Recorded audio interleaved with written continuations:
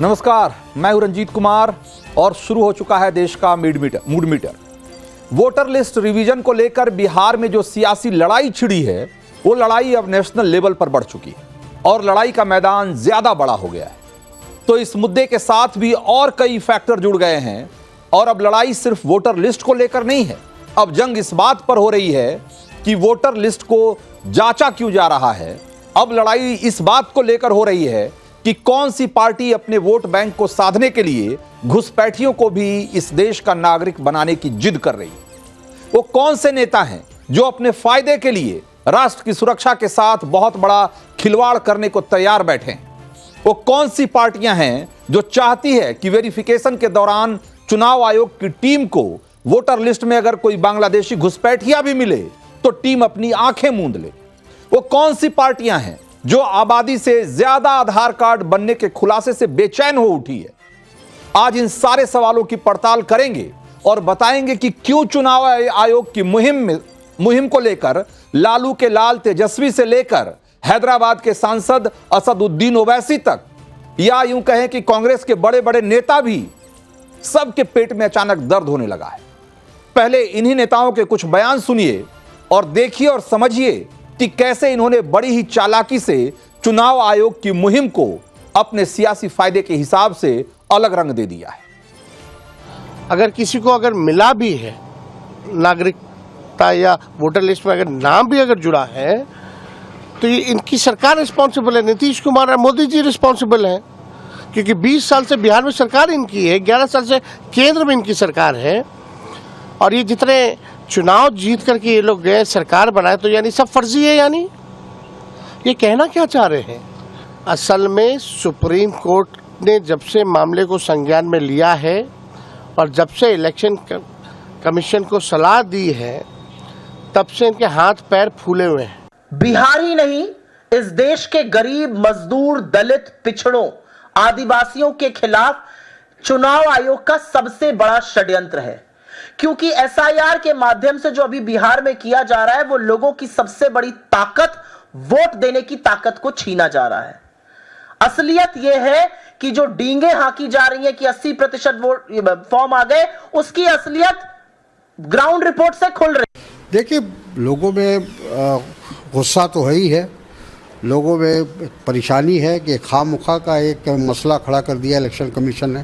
ये बिहार विधानसभा चुनाव के बाद भी ये काम हो सकता था या लोकसभा के चुनाव के फ़ौरन बाद हो सकता था, समय पर्याप्त मिल जाता। तो समय है नहीं और इतनी जल्दबाजी में लोगों को कहा जा रहा है कि आप सारे दस्तावेज दीजिए, सबूत दीजिए, जो असंभव है।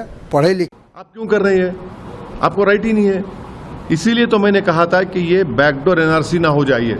तो ये इस तरह करके ही आप लोगों में गलत मैसेज दे रहे हैं। और फिर बिहार का इंटेंसिव चुनाव जैसा हो रहा है, भाई नवंबर में चुनाव होगा, तो आप क्यों गरीबों को, खासतौर से सीमांचल के लोगों को पावरलेस बनाना चाहते हैं आप?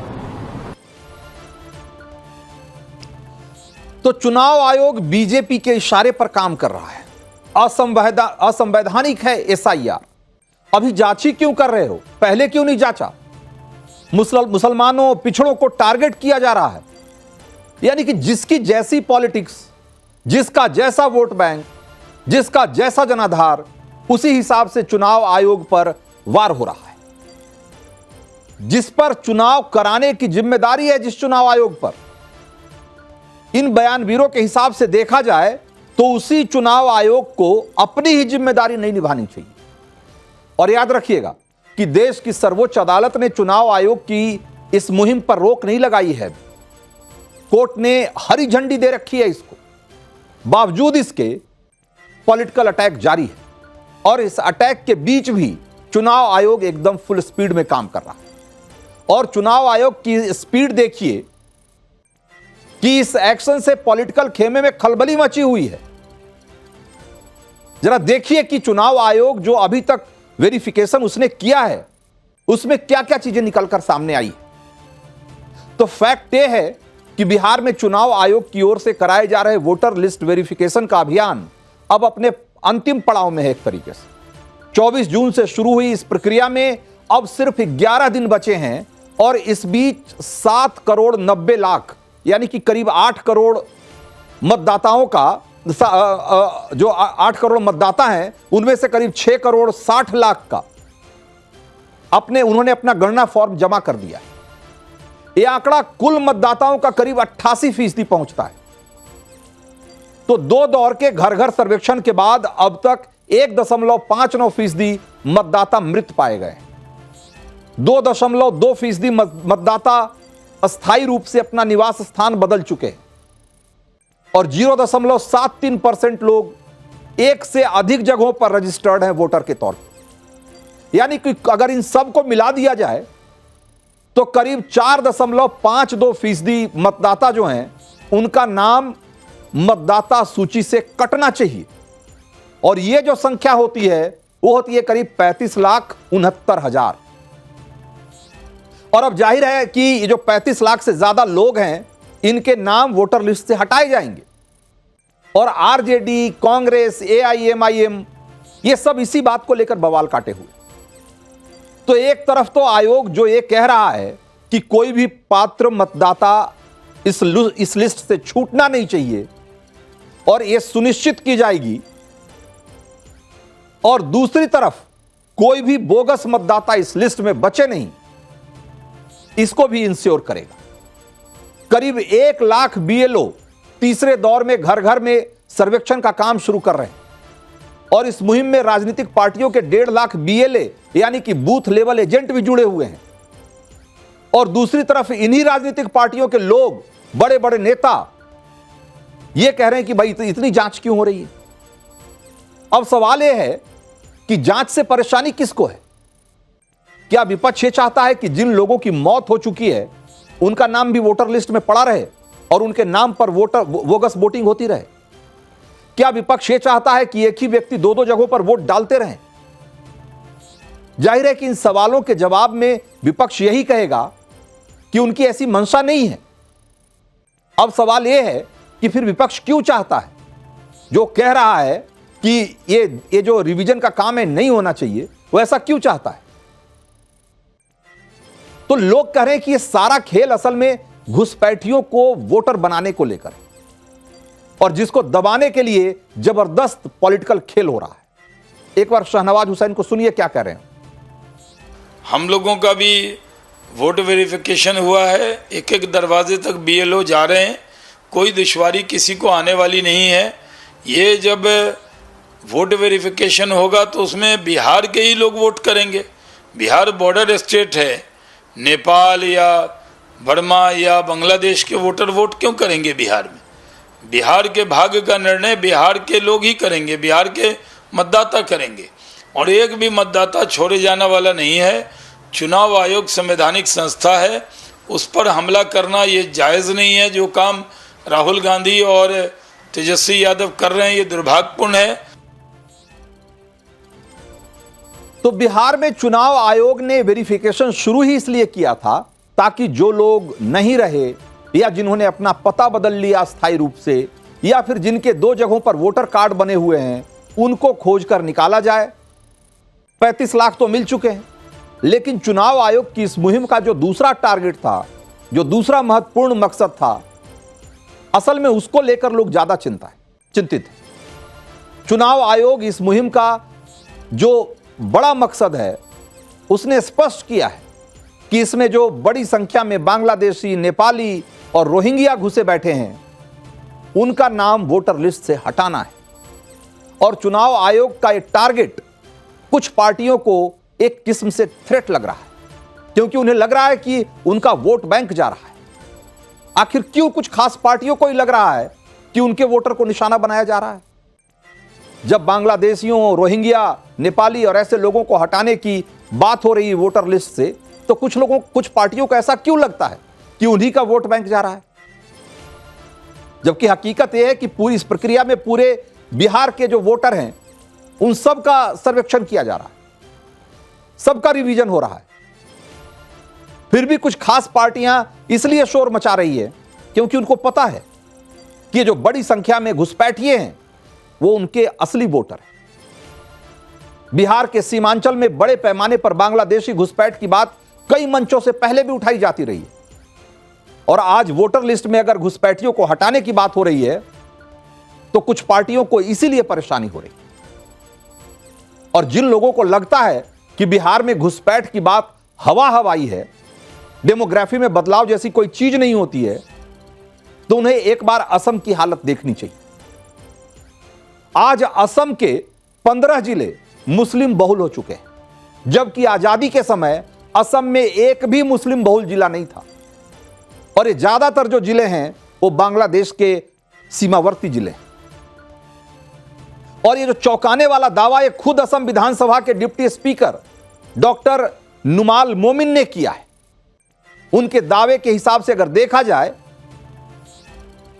तो असम में डेमोग्राफी में बहुत बड़ा बदलाव आ चुका है और ये डेमोग्राफी चेंज का मुद्दा एक बार फिर से जोर पकड़ने वाला है।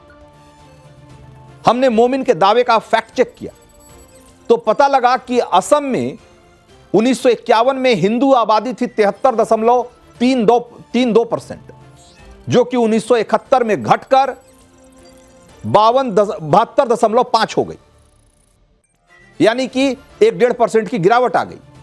लेकिन अभी तो शुरुआत थी। 2001 आते आते हिंदुओं की आबादी घटकर 64.9% रह गई और 2011 आते आते 3% और गिरकर 61.46% रह गई, जबकि 1951 में मुस्लिम आबादी 24.68% थी असम में, जो कि 71 में बढ़कर 24.56% और 2001 में बढ़कर 30.9% हो गई और 2011 आते आते वो 34.22% हो गई। अब आप सोचिए, 2011 का आंकड़ा बताता है कि धुबरी में 79.6 से 7% जो हैं वो मुसलमान हैं, बरपेटा में 70% से ज्यादा हैं, हैलाकांडी में 60% से ज्यादा, ग्वालपाड़ा में 57% से ज्यादा, करीमगंज में 56% और नगांव में 55% से ज्यादा। ये सब 2011 के आंकड़े हैं, तब से 14 साल और बीत चुका है। आप सोचिए कि इन जिलों में मुसलमानों की आबादी और हिंदुओं की आबादी में कितना बड़ा इंबैलेंस क्रिएट हो गया होगा। और ये कोई मुसलमानों की आबादी बढ़ने का नतीजा ये नहीं है कि उनकी जन्म दर ज्यादा है, फर्टिलिटी ज्यादा है, सिर्फ इसकी वजह से है। असली वजह यह है कि असम की डेमोग्राफी में जो बड़ा बदलाव हुआ है उसकी वजह है बांग्लादेश से लगातार हो रही अवैध घुसपैठ। और राज्य में जो मुख्यमंत्री हैं हेमंत बिस्वा शर्मा, वो खुद इस बात को स्वीकार कर रहे हैं कि बांग्लादेश से लगातार घुसपैठ हो रही। और बांग्लादेश से घुसपैठ का सिलसिला कोई आज से नहीं चल रहा है, वो अंग्रेजों के समय से चल रहा है। लेकिन हैरानी की बात यह है कि आजादी के बाद जिसे रुकना चाहिए था, आजादी के बाद भी वोट बैंक के लिए उसको बदस्तूर जारी रहने दिया गया, बल्कि उसे बढ़ावा दिया गया। और जो बढ़ावा दिया गया, जिन पार्टियों ने उसे बढ़ावा दिया, वो वही पार्टियां हैं जो आज बिहार में SIR के नाम से घबरा रही हैं। आज जब मतदाता सूची का पुनरीक्षण हो रहा है तो जो लोग उस पर सवाल उठा रहे हैं, ये वही पार्टियां थी जो कि असम में इस घुसपैठ को बढ़ावा देती रही। और असम के ये सारे 15 जिले जो कभी हिंदू बहुल हुआ करते थे, आज मुस्लिम बहुल हो गए। तो बिहार में घुसपैठ की जो सीमांचल का जो इलाका है, जो कि बांग्लादेश से बहुत सटा हुआ है, वो किशनगंज, कटिहार, पूर्णिया, अररिया, खगड़िया, ये जो सीमांचल के इलाके हैं, यहां घुसपैठ की बात कोई नई नहीं है। और जो उस इलाके से आने वाले लोग हैं वो आपको उंगलियों पर गिन के बता देंगे कि जिन गांवों में मुसलमानों की आबादी कुछ 100 हुआ करती थी, पिछले 20 सालों में बढ़कर कई हजार हो गई। और ये सिर्फ उनकी जनसंख्या बढ़ने की वजह से नहीं हुई, बल्कि उसकी बड़ी वजह वहां अवैध घुसपैठ है। क्या बिहार की जनता या इस देश की जनता इस तरह की घुसपैठ और आबादी में इस तरह के बदलाव को स्वीकार करेगी? स्वीकार करना चाहिए। यह वो सवाल है जिसका जवाब इस SIR में तो मिलेगा ही मिलेगा। इस बार बिहार विधानसभा के जो चुनाव होंगे उसके नतीजों में भी यह रिफ्लेक्ट होगा, क्योंकि इस चुनाव में बहुत बड़ा मुद्दा बनने वाला। तो देश का मूड मीटर में अब आगे बढ़ते हैं और अगली स्टोरी की तरफ चलते हैं। गगनवीर शुभांशु शुक्ला अंतरिक्ष से सुरक्षित सकुशल वापस लौट आए हैं और इसके बाद अब ये सवाल पूछा जा रहा है कि क्या अब प्रधानमंत्री मोदी का वो स्पेस जो सपना था अंतरिक्ष को लेकर, क्या वो पूरा होने वाला है, जो भारत को अमृतकाल में एक तोहफे के तौर पे वो देना चाहते हैं।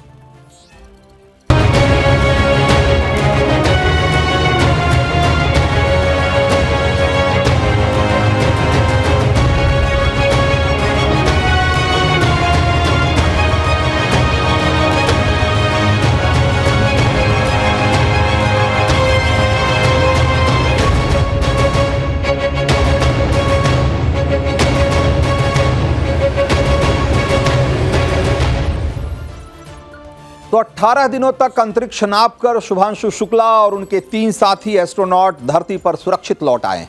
अमेरिका के सैन डिएगो में प्रशांत महासागर में स्पेसएक्स के ड्रैगन अंतरिक्ष यान का कैप्सूल सफलतापूर्वक एक तरीके से स्प्लैश डाउन कर गया है और एक कैसे रास्ते की हर अग्नि परीक्षा को धड़ाधड़ पार कर रहा था, इस पर पूरी दुनिया की नजरें टिकी हुई थी। और इस दौरान 7 मिनट का वो ब्लैकआउट फेज भी आया जब अंतरिक्ष यान का संपर्क धरती से टूट गया था, लेकिन इसके बाद सब कुछ तय प्लान के मुताबिक हुआ। असल में ये जो 7 मिनट के लिए उसका संपर्क टूटा, ये भी एक तरीके से प्लान ही था, क्योंकि इस समय जब कैप्सूल का जो टेम्परेचर है वो जब बहुत ज़्यादा बढ़ जाता है तो उसके चारों तरफ एक खास तरह के प्लाज्मा का निर्माण हो जाता है, जिसकी वजह से उससे संपर्क जो है वो टूट जाता है। तो ये होना एक तरीके से स्वाभाविक प्रक्रिया का हिस्सा था। तो इस सफल अंतरिक्ष यात्रा की गवाही ये ऐतिहासिक तस्वीरें जो अभी हम आपको दिखा रहे हैं वो दे रही है, जिसमें कि ड्रैगन अंतरिक्ष यान साफ साफ तब नजर आया जब कैप्सूल पे लगे चारों पैरासूट समंदर की सतह से 800 मीटर ऊपर हवा में एकदम शानदार तरीके से खुल गए और तयशुदा तरीके से डिप्लॉय हो गए।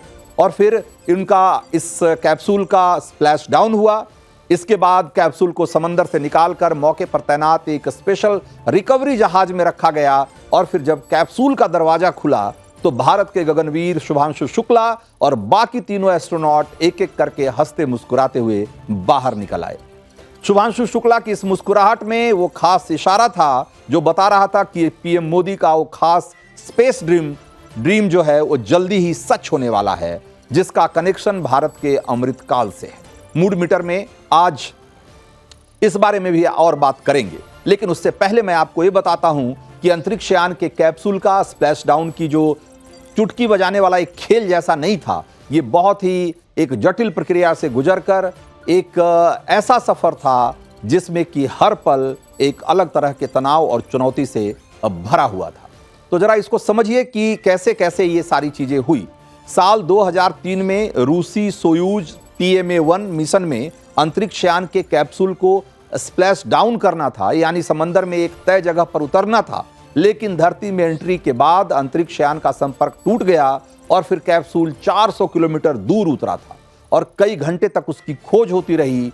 गनीमत रही कि गड़बड़ी के बावजूद भी सारे अंतरिक्ष यात्री सुरक्षित लौट आए थे। तो इस जो ड्रैगन स्पेसएक्स का जो ड्रैगन कैप्सूल था उसका अपने तय जगह पे ये उतरना, आप समझिए कि कितनी बड़ी एक चुनौतीपूर्ण जो एक पूरा अभियान था वो उसका पूरा होना था। इसी साल 19 मार्च को स्पेसएक्स का जो ड्रैगन कैप्सूल है वो धरती पर लौटा तो मैक्सिको की खाड़ी में स्प्लैश डाउन के दौरान कैप्सूल का एक पैरासूट समय पर नहीं खुला था। ये कैप्सूल भारतीय मूल की अंतरिक्ष यात्री सुनीता विलियम्स और बुच विल्मोर सहित 4 अंतरिक्ष यात्रियों को लेकर लौटा था। तो इसीलिए जब तक स्प्लैश डाउन ठीक से नहीं हुआ तब तक पूरे दुनिया की और खास करके जो स्पेस कम्युनिटी है उनकी सांसें एक तरीके से अटकी हुई थी, क्योंकि ये इतना जटिल और इतना चुनौतीपूर्ण पूरा सफर है कि कहीं भी किसी भी स्टेज पर एक छोटी सी गलती एक बड़े हादसे में तब्दील हो सकती है।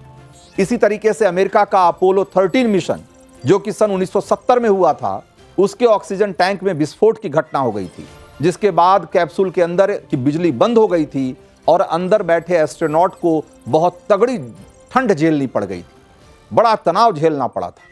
अपोलो मिशन 13 के कैप्सूल को जैसे तैसे प्रशांत महासागर में एक तरीके से स्प्लैश डाउन करवाया गया था।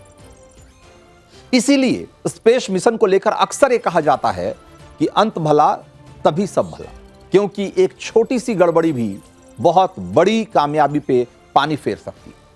अब बात पीएम मोदी के स्पेस मिशन के उस सपने की जिसकी कामयाबी का ब्लूप्रिंट लेकर शुभांशु शुक्ला अंतरिक्ष यात्रा से धरती पर लौटे। शुभांशु शुक्ला को भारत की अंतरिक्ष एजेंसी इसरो ने 550 करोड़ रुपए या बल्कि इससे भी थोड़ा ज्यादा करीब 600 करोड़ रुपए खर्च करके अंतरिक्ष में भेजा था और दुनिया जिसे मिशन एक्सियोम 4 के नाम से जान रही थी वो भारत के लिए एक बहुत खास एक स्पेशल मिशन था और जिसका मकसद अंतरिक्ष में जाकर मिशन गगनयान की कामयाबी का ब्लूप्रिंट तैयार करना था। मिशन गगनयान के जरिए पीएम मोदी ने भारत को अंतरिक्ष का बड़ा खिलाड़ी बनाने का एक सपना देखा है।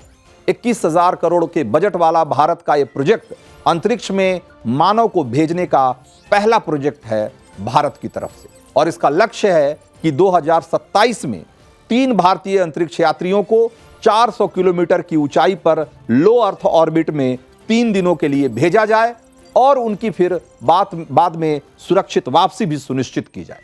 मोदी सरकार 2027 में इसे हर हाल में कामयाब करना चाहती है क्योंकि मिशन गगनयान की कामयाबी भारत को अमेरिका, रूस और चीन की कतार में ला खड़ा करेगी जो अंतरिक्ष में सफलतापूर्वक इंसानों को भेज चुके हैं।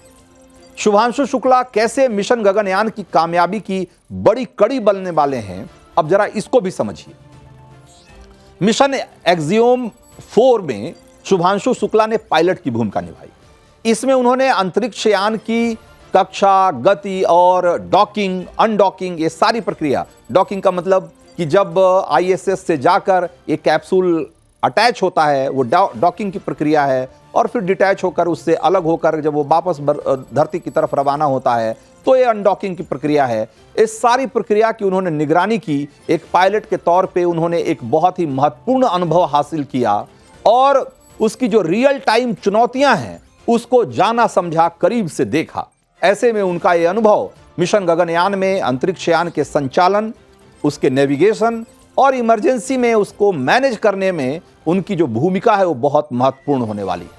स्पेस मिशन के लिए पिछली अंतरिक्ष यात्राओं का डेटा हासिल करना तो उतनी बड़ी चुनौती नहीं है जितना मुश्किल इसके लिए रियल टाइम ह्यूमन एक्सपीरियंस हासिल करना है और शुभांशु शुक्ला ने इसी बड़े बैरियर को तोड़ा है और इसरो ने 600 करोड़ रुपए खर्च करके मिशन गगनयान पर जो 20,000 करोड़ रुपया खर्च हो रहा है उसकी एक तरीके से फुल प्रूफ तैयारी कर ली है, उसकी एक तरीके से गारंटी कर ली है कि यह मिशन कामयाब होगा क्योंकि इस जो मिशन के पायलट के तौर पे शुभांशु शुक्ला गए हैं और उनकी सुरक्षित सकुशल वापसी हुई है।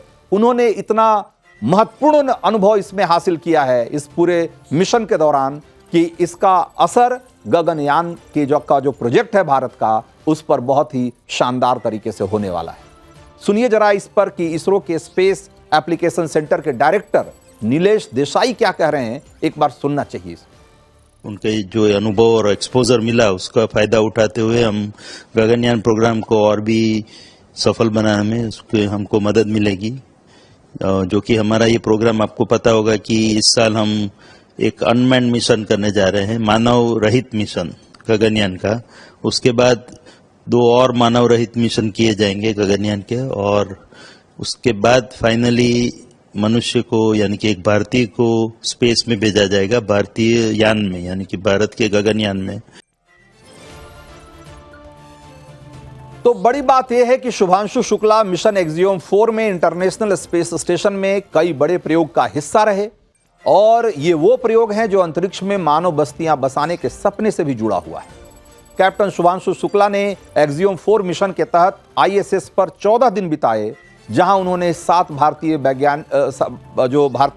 वैज्ञानिकों के द्वारा जो असाइन किए गए प्रयोग थे उसको उन्होंने किया और ये प्रयोग मिशन गगनयान की तैयारियों और भारत के अंतरिक्ष कार्यक्रम के लिए कई मायने में बहुत महत्वपूर्ण है। कैसे, जरा इसको भी समझिए। उदाहरण के लिए माइक्रो एल्गी एक्सपेरिमेंट। शुभांशु ने अंतरिक्ष में माइक्रो एल्गी की वृद्धि पर, उसका जो ग्रोथ होता है उसके व्यवहार पर एक्सपेरिमेंट किया कि माइक्रो ग्रेविटी के सिचुएशन में, कंडीशन में ये किस तरीके से ग्रो करता है ये समझने की कोशिश की क्योंकि वैज्ञानिक ये मानते हैं कि माइक्रो एल्गी भविष्य की अंतरिक्ष यात्राओं के लिए भोजन, ऑक्सीजन और बायोफ्यूल का सोर्स बन सकता है। चंद्रमा, मंगल या अन्य लंबी अवधि के जो स्पेस मिशन होंगे उसमें ये जो माइक्रो एल्गी हैं वो बहुत कारगर साबित होंगे। इसी तरीके से टार्डिग्रेड्स एक्सपेरिमेंट्स, टार्डिग्रेड सूक्ष्म जीव हैं, वो माइक्रो ग्रेविटी में कैसे खुद को ढालते हैं, ये प्रयोग समझने में बहुत मदद करेगा कि अंतरिक्ष में मानव कैसे अपने अनुकूल वातावरण तैयार कर सकता है।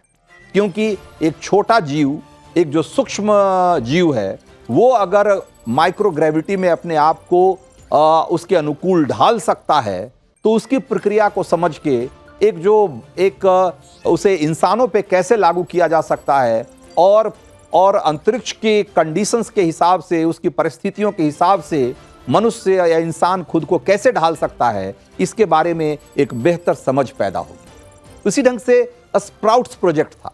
इस एक्सपेरिमेंट में शुभांशु ने मूंग और मेथी के बीजों को पेट्री डिश में अंकुरित किया और इस प्रयोग का मकसद अंतरिक्ष में इंसानों की भोजन संबंधी जरूरतों को पूरा करने और अंतरिक्ष में टिकाऊ फसल की संभावना कितनी है, यह समझ पैदा करने में इस प्रयोग का एक बड़ी भूमिका बताई जा रही। उसी ढंग से मायोजेनेसिस एक्सपेरिमेंट था। इस एक्सपेरिमेंट में माइक्रोग्रेविटी में मानव मांसपेशियों पर होने वाले असर, खासतौर से नुकसान, और उसे फिर से सक्रिय बनाने या फिर से हेल्दी करने में क्या क्या करने की जरूरत होती है, यह सब समझने में इस एक्सपेरिमेंट का एक बड़ा रोल माना जा रहा है। अंतरिक्ष में लंबे समय तक जब इंसान रहता है तो उसके लिए यह जरूरी होता है कि वो इस बात को बेहतर तरीके से समझे कि जो माइक्रोग्रेविटी होती है, यानी कि धरती से 10 लाख गुना कम ग्रेविटी, जहां पर कि आप करीब करीब अपने आप को वेटलेस महसूस करते हैं, भारहीनता का अनुभव करते हैं, उस भारहीनता की स्थिति में लंबे समय तक रहते हैं, तब आपकी मांसपेशियों पर उसका क्या असर पड़ता है। क्योंकि आपकी मांसपेशियों को कायदे से उस समय कोई ऐसा बड़ा काम या कोई मजबूत काम या कोई भार वाला काम नहीं करना पड़ता है। और जब आपकी मांसपेशियां कोई भार नहीं उठा रही होती है, उस पर कोई लोड नहीं पड़ रहा होता है, कोई प्रेशर नहीं पड़ रहा होता है, तो मांसपेशियां धीरे धीरे धीरे कमजोर होने लग जाती हैं। तो ये सारी चीजें, ये जो उन्होंने प्रयोग किए हैं, उसको वो इतने महत्वपूर्ण हैं कि भविष्य में जो भारत की स्पेस मिशन होंगे, उसमें ये सारे जो एक्सपेरिमेंट हैं उनकी बहुत बड़ी भूमिका होगी। इसके अलावा शुभांशु उस एक्सपेरिमेंट का भी हिस्सा बने जिसका मकसद mind to computer communication system को गढ़ना है। यानी सिर्फ सोचकर कंप्यूटर से संवाद करने का तरीका कैसे इजाद किया जाए, इस बारे में भी उन्होंने एक्सपेरिमेंट किया। मस्तिष्क के इलेक्ट्रॉनिक संकेतों से कंप्यूटर के प्रोग्राम को कमांड देने का जो तरीका है, वो इजाद करने की कोशिश हो रही है। और ये जो एक्सपेरिमेंट हैं, वो उसे कामयाब बनाने में, उसे सफल बनाने की दिशा में एक बड़ा कदम माना जा रहा है। स्पेस मिशन में सिर्फ ये सोचकर कंप्यूटर को कमांड देने की क्षमता अगर विकसित हो जाती है, तो आप समझिए कि जो फ्यूचर में मिशन होंगे, स्पेस मिशन होंगे, उसमें ये कितना महत्वपूर्ण हो सकता है। और ये सिर्फ स्पेस में ही नहीं, बल्कि बहुत सारी स्पेस टेक्नोलॉजी ऐसी भी होती है जिसका कि इस्तेमाल हम डे टू डे के जो दिनचर्या है उसमें भी करते हैं। क्योंकि अगर ये ब्रेन को के इलेक्ट्रॉनिक जो संकेत हैं, उसको अगर कंप्यूटर पढ़ना शुरू कर दे और उसके हिसाब से आपके कमांड लेना शुरू कर दे, तो आप समझिए कि दुनिया में कितना बड़ा बदलाव आ सकता है। हालांकि ये सारे एक्सपेरिमेंट अभी शुरुआती फेज में जरूर हैं, लेकिन इसके डेवलप होने का मतलब अंतरिक्ष की लंबी यात्राओं का और आसान हो जाना है। अभी अंतरिक्ष यान में मौजूद एस्ट्रोनॉट्स को सारी गतिविधियां अपने हाथ पैरों से करनी पड़ती है, लेकिन दिमागी कमांड की शुरुआत इसकी पूरी तस्वीर बदल देगी। इसीलिए कहा जा रहा है कि शुभांशु भारत के स्पेस मिशन के लिए इस यात्रा से बहुत कुछ लेकर आए हैं। ऐसे अनुभव, ऐसे एक्सपेरिमेंट जो आने वाले समय में भारत को अंतरिक्ष का एक बड़ा खिलाड़ी बनाएगा, और पीएम मोदी यही चाहते हैं। तो देश का मूड मीटर में चलते हैं एक और तस्वीर की तरफ जो आपको विचलित कर सकती है, हैरान कर सकती है। और एक तरफ हमारा देश अंतरिक्ष में कामयाबी की नई कहानी लिख रहा है, और दूसरी तरफ मध्य प्रदेश के रीवा जिले की इस तस्वीर को देखिए जरा। यहां खराब सड़क ने एक गर्भवती महिला की जान ले ली। यह पूरा मामला रीवा जिले के सिरमौर विधानसभा के बरहट गांव का है, जहां पर जोरदार बारिश के चलते नदी का जलस्तर तेजी से बढ़ा और उसकी वजह से आसपास के इलाके में जल भराव हो गया। इसी बीच गांव की एक गर्भवती महिला प्रिया रानी कोल को अस्पताल ले जाने की जरूरत पड़ी, लेकिन पहले से खराब सड़क पर इतना पानी जमा हो गया था कि महिला को समय पर अस्पताल नहीं पहुंचाया जा सका, जिसके चलते महिला की मौत हो गई। रीवा को अगर आप छोटा इलाका मानते हैं तो राजस्थान की राजधानी जयपुर की हालत देखिए। यहां भी बारिश के बाद सड़क ने दम तोड़ दिया। बारिश की मार से जंक्शन और मेट्रो स्टेशन पिलर के पास एक बड़ा गड्ढा बन गया। एहतियातन प्रशासन को इस सड़क को वन वे करना पड़ा। स्थानीय लोगों ने दावा किया कि इसी गड्ढे में बीती रात एक स्कूटी सवार गिर गया था और आसपास मौजूद लोगों ने समय रहते उसे बाहर निकाल लिया, वरना उसकी जान जा सकती थी। बारिश के बाद सड़क पर हुए गड्ढों की वजह से लोगों का निकलना मुश्किल हो गया है। सड़क पर बड़े बड़े गड्ढों ने सरकार और प्रशासन के दावों की पोल खोल कर रख दी। तो हमारे देश में सड़कों का यह हाल है, और इसी बीच हमने देखा कि दुनिया के सबसे बड़े रईस एलन मस्क की कंपनी टेस्ला ने भारत में एंट्री ले ली। टेस्ला ने देश की आर्थिक राजधानी मुंबई में अपना पहला शोरूम खोला है। यहां टेस्ला अपना मॉडल वाई इलेक्ट्रिक कार बेचने वाली है, जिसकी शुरुआती कीमत 60 लाख रुपए बताई जा रही है। अब सवाल यह है कि महंगी कार तो आ गई, लेकिन चलेगी कहां?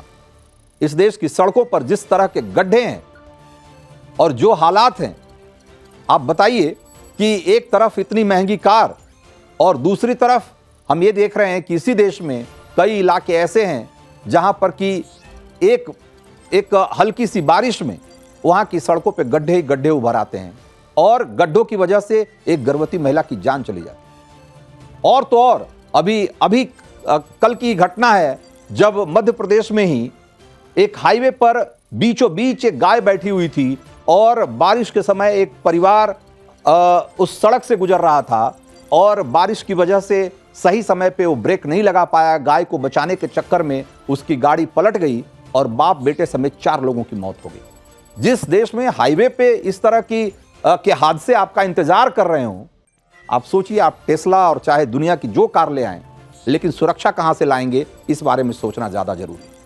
तो देश का मूड मीटर में आज वक्त इतना ही था। मुझे दीजिए इजाजत। ब्रेक के उस पार देखिए प्रतिशोध, मेजर गौरव आर्या और दिनेश गौतम के साथ।